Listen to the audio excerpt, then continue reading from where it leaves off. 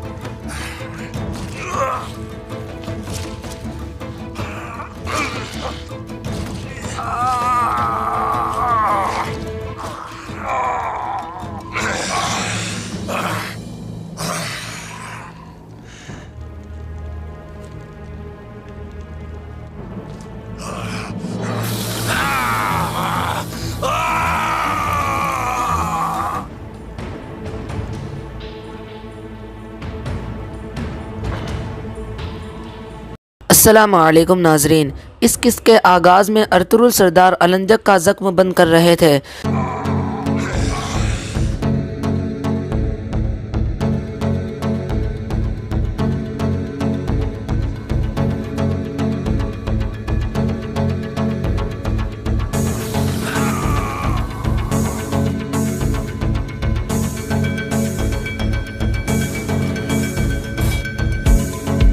इस तरह अलंजक का ज़ख्म बंद कर दिया जाता है। दूसरी तरफ बमसी और आइब्रस शिकार के लिए जंगल पहुंच चुके थे। बमसी उसे शिकार करने का तरीका सिखा रहा था। आइब्रस एक परिंदे का निशाना लेकर तीर चलाता है लेकिन नाकाम हो जाता है। इसके बाद आइब्रस नाराज हो जाता है। बमसी उसे हौसला देता है। आइब्रस कहता है, मैं वालिदा की वजह से परेशान हूँ बाबा। आप देख नहीं रहे कि वो अंदर ही अंदर पिघल रही हैं। ना वो यहाँ रहना चाहती हैं और ना मैं और असलिहान। आपने निकिया जाने से इनकार कर दिया तो फिर हम कोनिया चलते हैं, वहाँ मैं तालीम भी हासिल कर सकता हूँ बाबा। बमसी कहता है, कोनिया अब वो पुराना वाला कोनिया नहीं रहा बेटा। वहाँ ना कोई निज़ाम है और ना ही कोई कानून। हमारी किस्मत सऊद में है बेटा, ये जान लो। ये सुनकर आइब्रस नाराजगी का इजहार करता है। दूसरी तरफ अर्तुरुल सरदार कह रहे थे, मैंने मकतूब जांगुज को दिए थे कि वो सीधा अलंजक की तरफ जाए, लेकिन ये वाज़ेह है कि वो पहले किले की तरफ गया था। इसी वजह से उस नकली ड्रेगोस को पता चला कि हम अलंजक के लिए कहाँ जाल बिछाएंगे और फिर उसने खबर उन हमलावरों को दे दी जिन्होंने हम पर तीर बरसाए थे। अब्दुल रहमान पूछता है, वो ऐसे हमें धोखा क्यों देगा भाई? अर्तुरुल सरदार कहते हैं, वो अलंजक को मेरे हाथों से मरवाने के बाद हमें भी मार कर सबसे छुटकारा हासिल करना चाहता था, लेकिन फिर सूरत हाल तब्दील हो गई।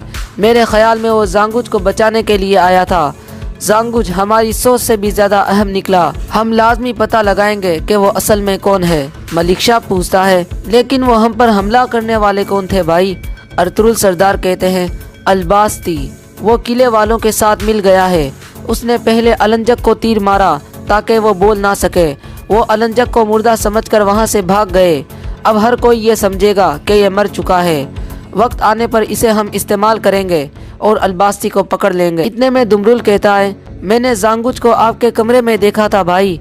उसने कहा था कि मैं सफाई के लिए यहाँ आया हूँ, लेकिन वो कुछ पढ़ रहा था। अर्तुरुल सरदार कहते हैं, तो फिर हम उसे वो देंगे जो वो चाहता है दुमरुल। इतने में अलंजक होश में आ जाता है। ये देखकर अर्तुरुल सरदार खड़े हो जाते हैं और कहते हैं, लाजमी तुम्हें प्यास लगी होगी, ये पियो ताकि तुम्हारी जबान गीली हो जाए। तुमने हमें बहुत कुछ बताना है अलंजक। इसके बाद लेफ के किले में ड्रेगोस लंगड़ाता हुआ किले में पहुंच गया था। उरानोस पूछता है, क्या आप ठीक हैं जनाब? ड्रेगोस कहता है, तुमने एक बार फिर साबित कर दिया है कि तुम एक बेहतरीन जंगजू हो उरानोस।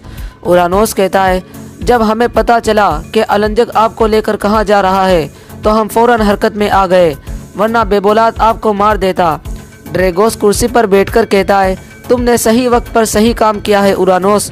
उरानोस पूछता है, अगर अर्तुरुल को मेरी वहाँ मौजूदगी से शक हो गया तो फिर क्या होगा जनाब? ड्रेगोस कहता है, तुमने उसे सही बहाना लगाया था। तुमने अर्तुरुल और उसके सिपाहियों की जान बचाई है, लेकिन हम अर्तुरुल पर ज्यादा एतबार नहीं कर सकते। वो चीते की तरह है, लेकिन अगर वो चीता है तो हम लोमड़ी की तरह चालाक हैं। उरानोस बेबौलाद के बारे में पूछता है। ड्रेगोस कहता है, वो यकीनन तुम पर शक में होगा, लेकिन वो जब यहाँ आए तो उसका दिल जीतकर उससे एक और चीज पता लगाने की कोशिश करना। उरानोस पूछता है, क्या चीज जनाब? ड्रेगोस कहता है,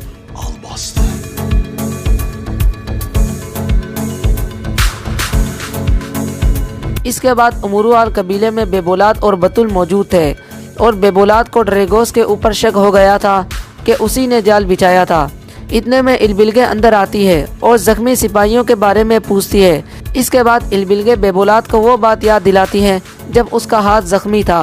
बेबोलात उसे चुप करा देता है। दूसरी तरफ जंगल में अर्तुरुल सरदार अलंजक से अलबास्ती के बारे में पूछते हैं, मगर वो कुछ नहीं बताता। अर्तुरुल सरदार उसे उसके ऊपर हमले के बारे में बताते हैं कि वो तुम्हें मारने ही वाले था, लेकिन अलंजक ये अलबास्ती की वफादारी समझता है और फिर भी कुछ नहीं बताता।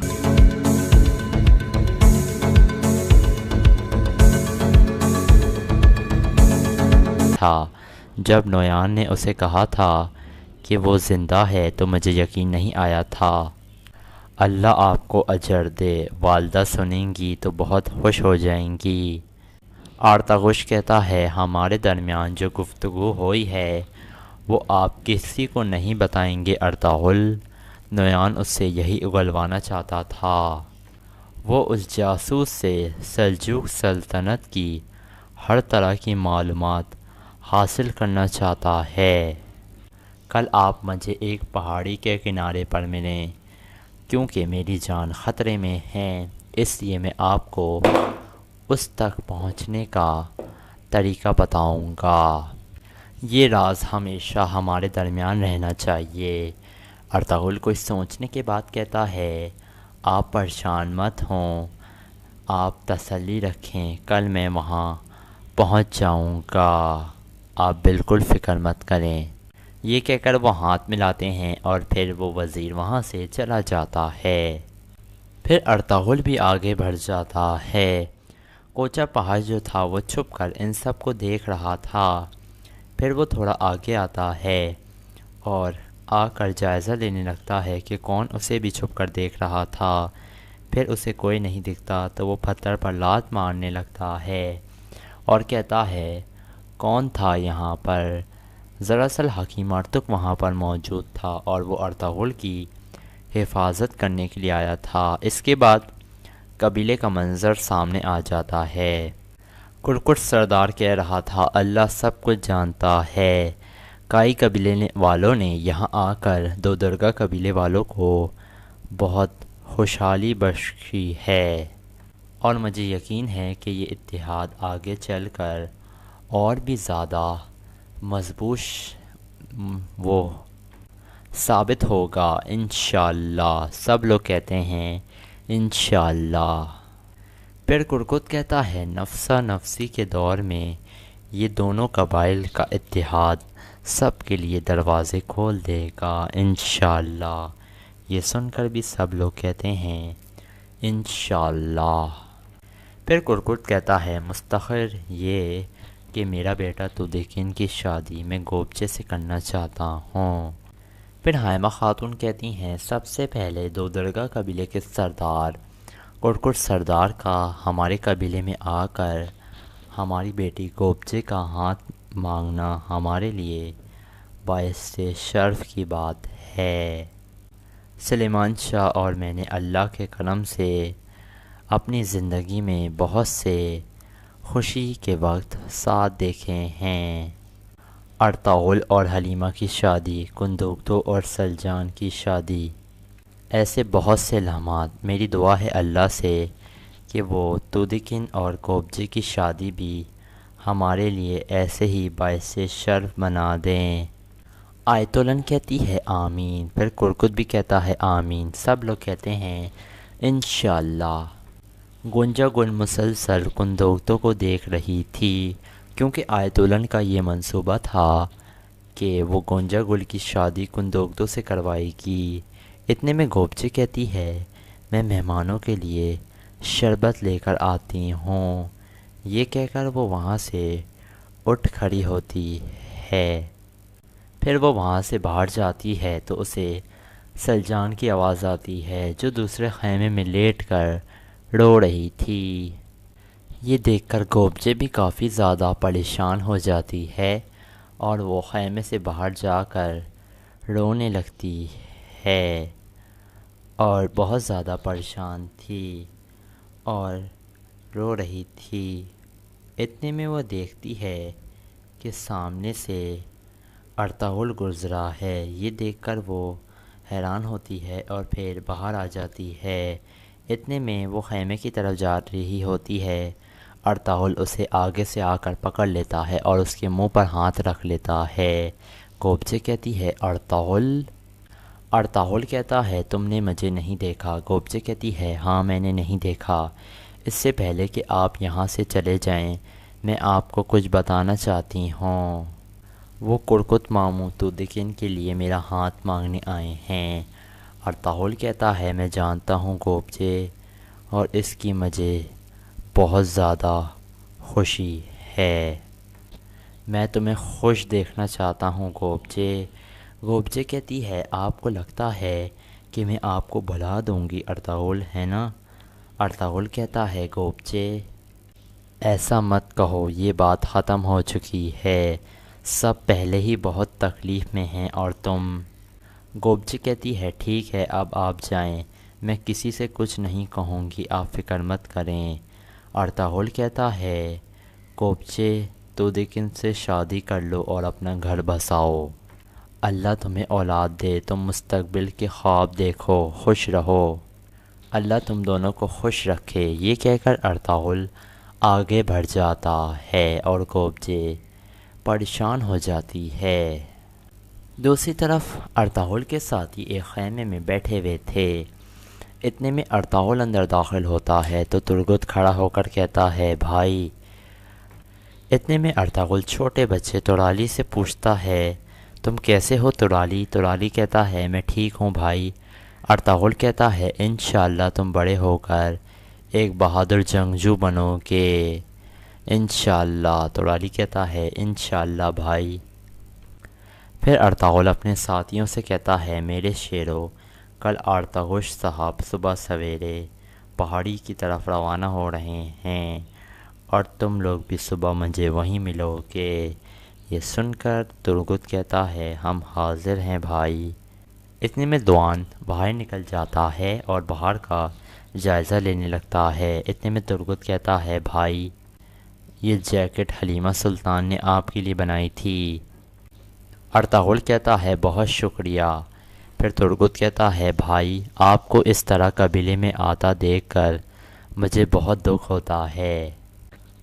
ارطغرل کہتا ہے ترگت تم یہ بھی تو سوچو کہ اس طرح بھی ہم آ تو سکتے ہیں۔ یہ سن کر ترگت مسکرانے لگتا ہے۔ اتنے میں دوان آ کر کہتا ہے بھائی راستہ بالکل صاف ہے۔ پھر ارطغرل کہتا ہے تم لوگ اللہ کی امان میں۔ وہ کہتے ہیں آپ بھی بھائی۔ پھر ارطغرل وہاں سے چل پڑتا ہے۔ پھر دوان کہتا ہے ترگت بھائی آخر یہ کب ختم ہوگا؟ ترگت کہتا ہے جب دشمن ہمارے سامنے ہوتا ہے دوان تو اسے مارنا آسان ہوتا ہے، لیکن جب دشمن ہمارے اندر موجود ہو تو اسے ڈھونڈنا بہت مشکل ہو جاتا ہے اور ہرانا بھی بہت مشکل ہوتا ہے۔ ہمیں اس غدار کو ڈھونڈنا ہوگا۔ اتنے میں غدار کوچہ پہاش اندر داخل ہو جاتا ہے۔ دوان کہتا ہے خیریت تو ہے کوچہ پہاش؟ کوچہ پہاش کہتا ہے سپاہی پریشان ہیں، انہیں لگا ہے کہ مشکوک آدمی کوئی قبیلے میں داخل ہو گیا ہے، انہوں نے صرف اس کا سایہ دیکھا ہے، مجھے بس یہاں کی فکر تھی۔ ترگت کہتا ہے بہت شکریہ کوچہ پہاش، بہت شکریہ، مجھے یقین ہے اگر کچھ ایسا ہوتا تو اس کا سر تمہارے قدموں میں ہوتا۔ کوچہ پہاش کہتا ہے اس میں کوئی شک نہیں، میں معذرت چاہتا ہوں۔ یہ کہہ کر وہ جانے لگتا ہے تو دوان کہتا ہے اگر تمہیں مدد کی ضرورت ہے کوچہ پہاش تو کیا ہم تمہارے ساتھ آئیں؟ کوچہ پہاش کہتا ہے نہیں نہیں شکریہ، ہم دیکھ لیں گے۔ یہ کہہ کر وہ چل پڑتا ہے۔ دوسرے خیمے میں دعوت جاری تھی۔ اتنے میں گوبچے ان کے لیے شربت لے کر پہنچ جاتی ہے اور وہ سب کو باری باری شربت دیتی ہے۔ حائمہ خاتون کہتی ہیں جیتی رہو بیٹی۔ پھر حائمہ خاتون کہتی ہیں گوبچے بیٹی میرے لیے، تمہارے بھائی کے لیے اور تمہاری بہن کے لیے یہ پیشکش باعث شرف ہے۔ یہ بہت مناسب رہے گا، لیکن آخری فیصلہ میرا ہی ہوگا۔ لیکن میں یہ جاننا چاہوں گی کہ تم لوگوں کو میرے فیصلے پر کوئی اعتراض تو نہیں ہے، کیونکہ یہ تمہاری زندگی بھر کا فیصلہ ہے کوپچے۔ اس لیے ہم لوگ تمہاری رائے جاننا چاہتے ہیں۔ گوپچے کچھ پریشان ہو جاتی ہے اور پہلے وہ گنجا گل کی طرف دیکھتی ہے اور پھر وہ تودیکن کی طرف دیکھنے لگتی ہے اور وہ بہت زیادہ پریشان تھی۔ اتنے میں سلجان بھی باہر آ گئی تھی، جو کان لگا کر باتیں سن رہی تھی۔ گوپچے کہتی ہے تودیکن کی بیوی بننا کسی بھی عورت کی طرح میرے لیے بھی یہ ایک امتحان ہوگا۔ اتنے میں سلجان پردہ ہٹا کر وہاں دیکھنے لگتی ہے۔ گوپچے کہتی ہے مجھے خوشی ہے کہ آپ لوگوں نے مجھے اس قابل سمجھا ہے۔ تودیکن کی نسل کو آگے بڑھانا میرے لیے بہت زیادہ خوشی کا باعث ہوگا۔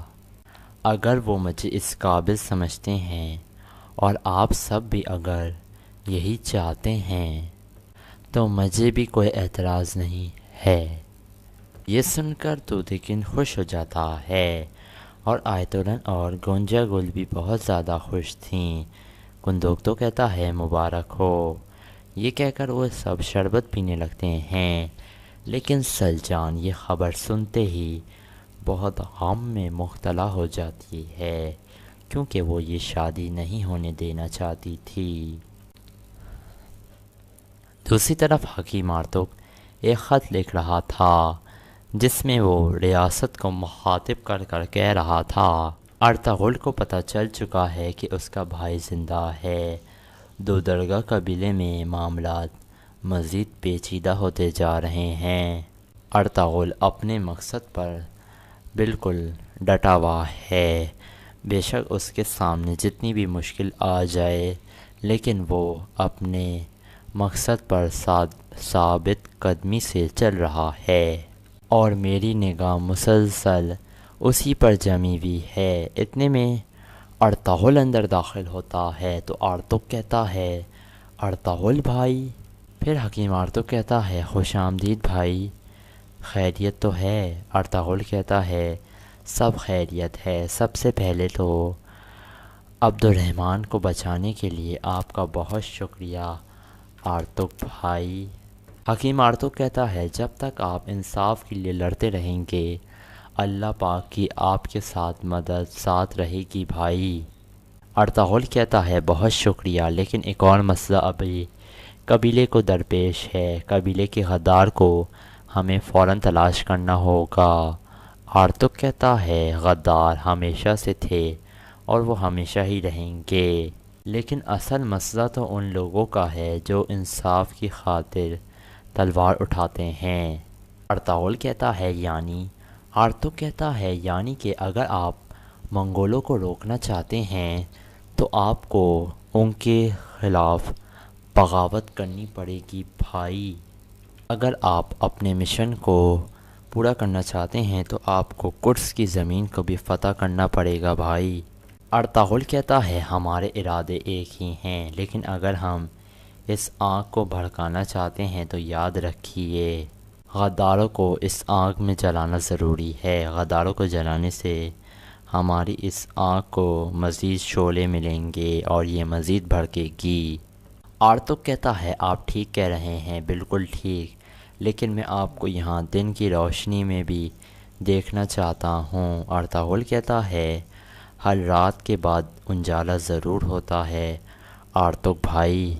آرتوک کہتا ہے رات راز رکھ لیتی ہے اور دن میں راز افشا ہو جاتے ہیں۔ میری سلامتی کی دعائیں آپ کے ساتھ ہیں، اللہ آپ کے راز ہمیشہ سلامت رکھیں۔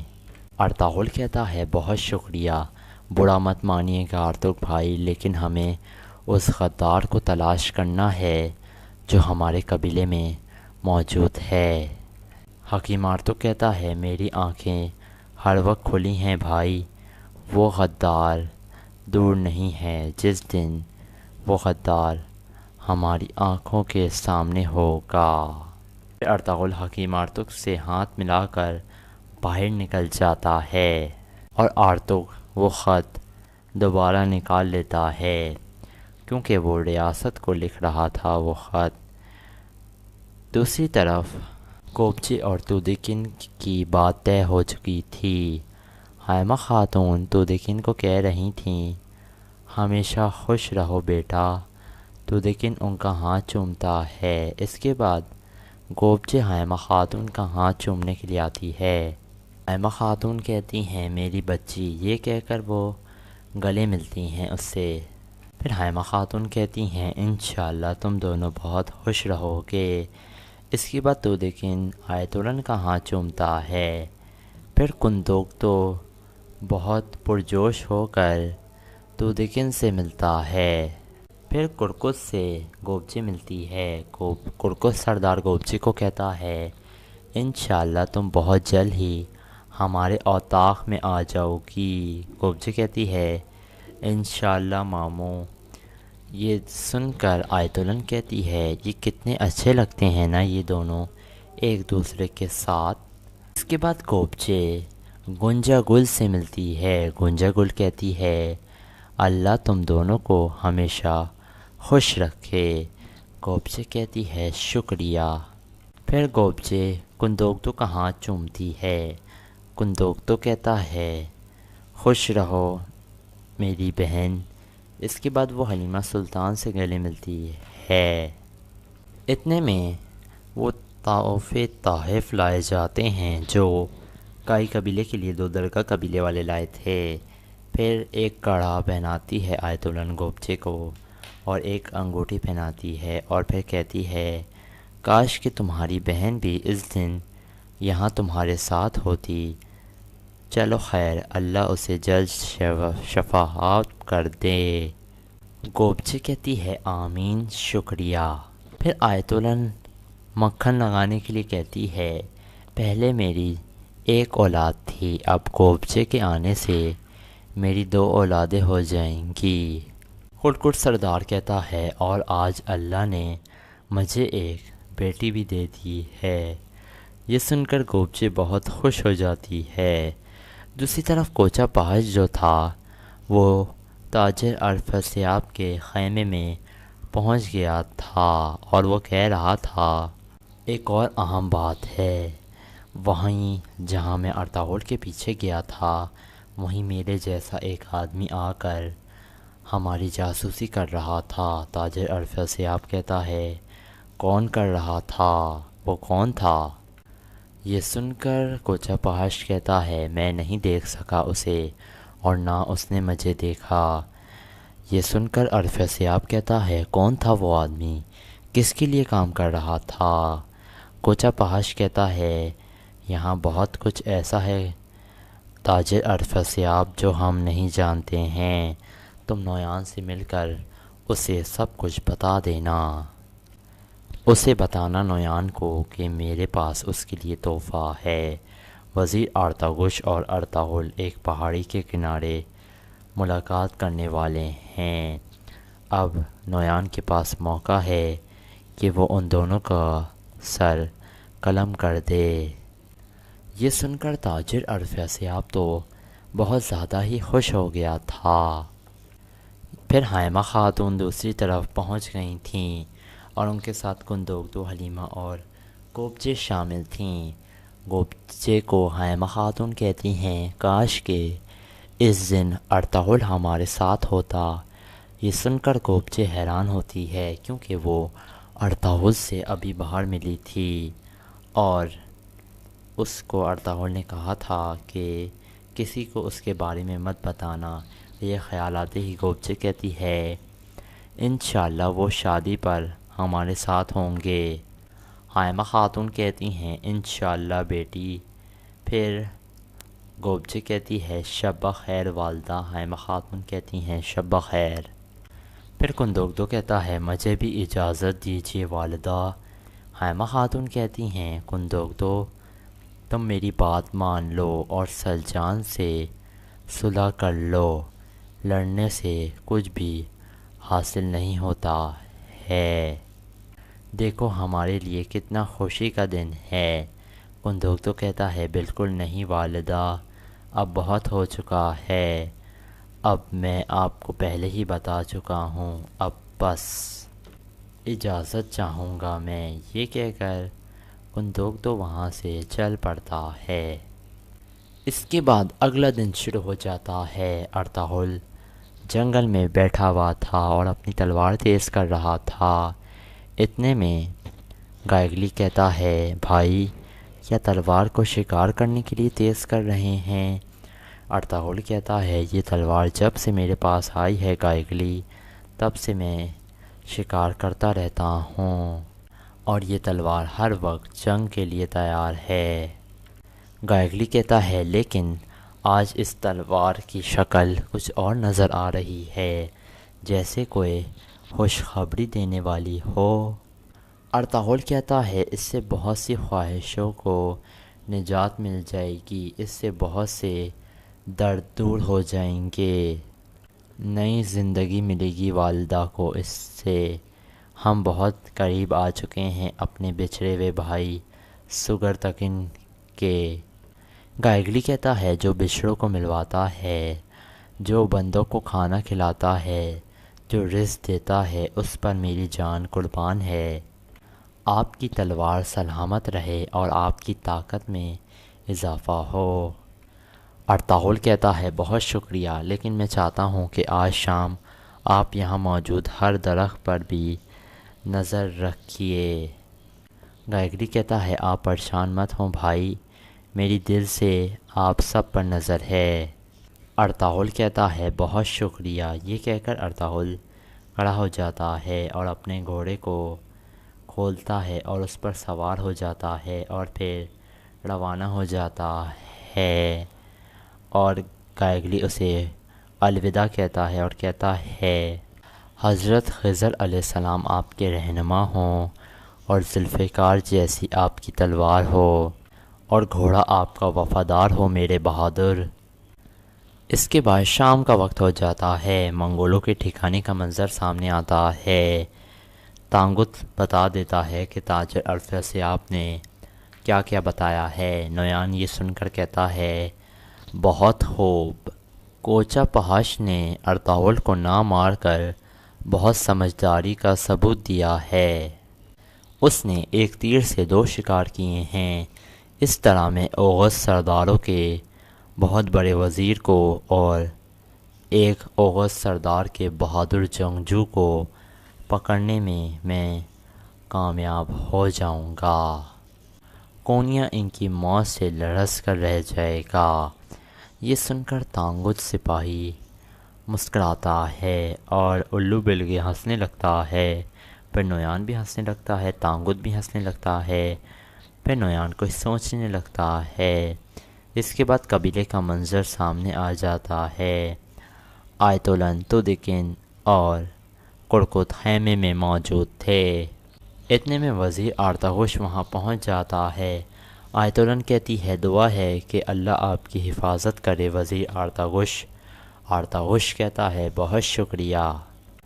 ایسے مشکل وقت میں بھی کچھ لوگ سیاست کرنے کے لیے آ جاتے ہیں اور سلطان کے محل میں اپنی جگہ بنانے کی کوشش کرتے ہیں۔ آپ کو بتانے کا یہ مقصد ہے کہ اپنے ذاتی مفادات کی وجہ سے آپ کبھی بھی محل میں داخل ہونے کا نہیں سوچیے گا کرکس صاحب۔ یہ سن کر اور وہ کرکس سردار کہتا ہے آپ کہنا کیا چاہتے ہو وزیر آرتغرل؟ وزیر آرتغرل کہتا ہے آپ کا سالہ گمستکن کوپیک کے آگے پیچھے محل میں گھومتا رہتا ہے۔ محل میں سب جانتے ہیں کہ آپ کیا حاصل کرنا چاہتے ہیں۔ کرکس صاحب سیاسی عزائم سے دور رہیے، نہیں تو آپ کو بہت مشکلات کا سامنا کرنا پڑے گا۔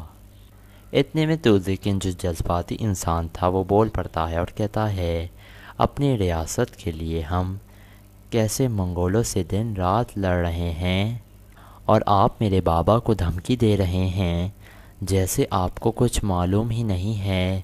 وزیر آرتغرل صاحب یہ سن کر وزیر آرتاغوش کہتا ہے آپ کے صاحبزادے تو دکن میں پہلے ہی بہت زیادہ زہر بڑھا جا چکا ہے، قرقس صاحب اجازت دیجیے۔ یہ کہہ کر وزیر آرتاغوش چل پڑتا ہے۔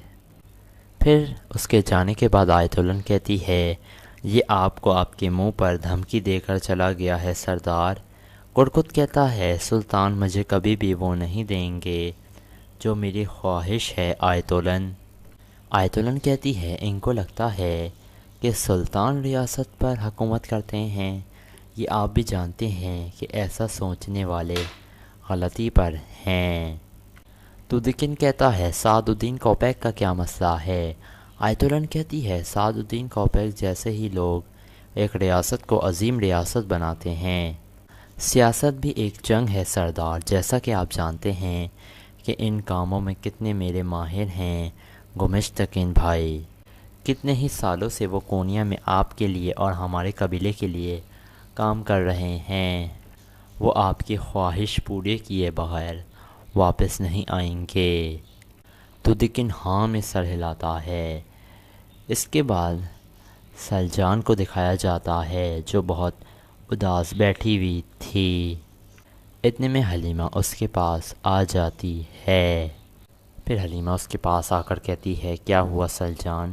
سلجان کہتی ہے کیا ہو سکتا ہے حلیمہ، کچھ بھی نہیں، میں ماضی کو یاد کر رہی تھی جب میری کندوگدو سے شادی ہوئی تھی تو ہم کتنے زیادہ خوش ہویا کرتے تھے، تب میں خود کو کتنا خوش قسمت سمجھ رہی تھی، اور اب ہماری جدائی ہو گئی ہے، جیسے آسمان میرے سر پر آ گیا ہو اور میری بہن میری رضامندی کے بغیر بلکہ خلاف شادی کر رہی ہے۔ حلیمہ کہتی ہے ہر کام میں کوئی نہ کوئی شے ہمارے لیے پوشیدہ ہوتی ہے، جلد سب بہت جلد ٹھیک ہو جائے گا۔ سلجان کہتی ہے تمہارے لیے یقیناً شعر پوشیدہ ہے اس میں۔ حلیمہ کہتی ہے سلجان کہتی ہے گوبچی کا دل کبھی پرسکون نہیں ہوگا، میں جانتی ہوں یہ، اسے جیسے ہی موقع ملا وہ ارطغرل کی بیوی بننے کے لیے تیار ہو جائے گی، یہ مجھے معلوم ہے۔ حلیمہ کہتی ہے ہمیں اچھی امید رکھنی چاہیے، کندوگدو بھائی کا جب غصہ ٹھنڈا ہو جائے گا تو وہ آپ کے پاس آ جائیں گے۔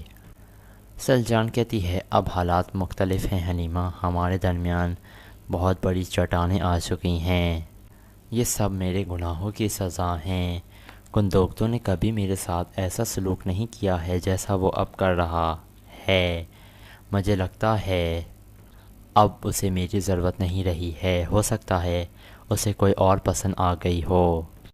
یہ سن کر حلیمہ حیران ہوتی ہے اور سلجان یہ سوچ کر رونے لگتی ہے۔ گنجا گل کہتی ہے اللہ تم دونوں کو ہمیشہ خوش رکھے۔ گوبچے کہتی ہے شکریہ۔ پھر گوبچے کندوگدو کا ہاتھ چومتی ہے، کندوگدو کہتا ہے خوش رہو میری بہن۔ اس کے بعد وہ حلیمہ سلطان سے گلے ملتی ہے۔ اتنے میں وہ تحائف لائے جاتے ہیں جو کائی قبیلے کے لیے 2 درگاہ قبیلے والے لائے تھے۔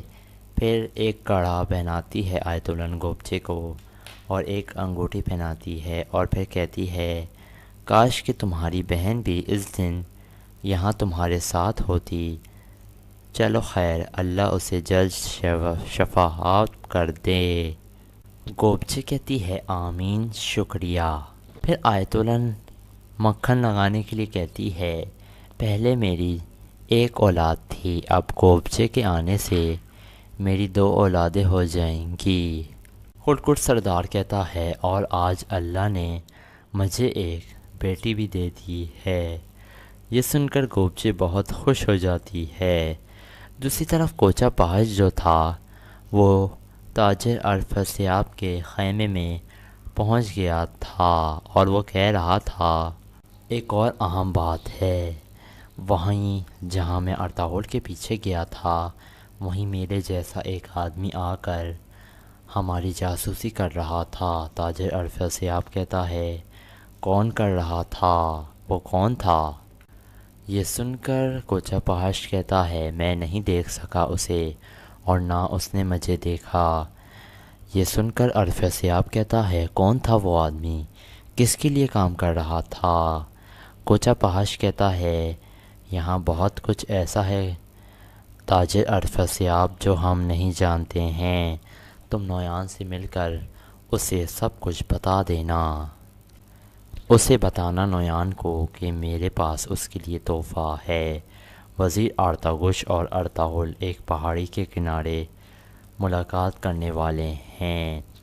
اب نویان کے پاس موقع ہے کہ وہ ان دونوں کا سر قلم کر دے۔ یہ سن کر تاجر عرفہ سیاب تو بہت زیادہ ہی خوش ہو گیا تھا۔ پھر حائمہ خاتون دوسری طرف پہنچ گئی تھیں اور ان کے ساتھ کندوگدو، حلیمہ اور گوبچے شامل تھیں۔ گوبچے کو حائمہ خاتون کہتی ہیں کاش کہ اس دن ارطغرل ہمارے ساتھ ہوتا۔ یہ سن کر گوبچے حیران ہوتی ہے کیونکہ وہ ارطغرل سے ابھی باہر ملی تھی اور اس کو ارطغرل نے کہا تھا کہ کسی کو اس کے بارے میں مت بتانا۔ یہ خیال آتے ہی گوبچے کہتی ہے انشاءاللہ وہ شادی پر ہمارے ساتھ ہوں گے۔ حائمہ خاتون کہتی ہیں انشاءاللہ بیٹی۔ پھر گوبچے کہتی ہے شب بخیر والدہ۔ حائمہ خاتون کہتی ہیں شب بخیر۔ پھر کندوگدو کہتا ہے مجھے بھی اجازت دیجیے والدہ۔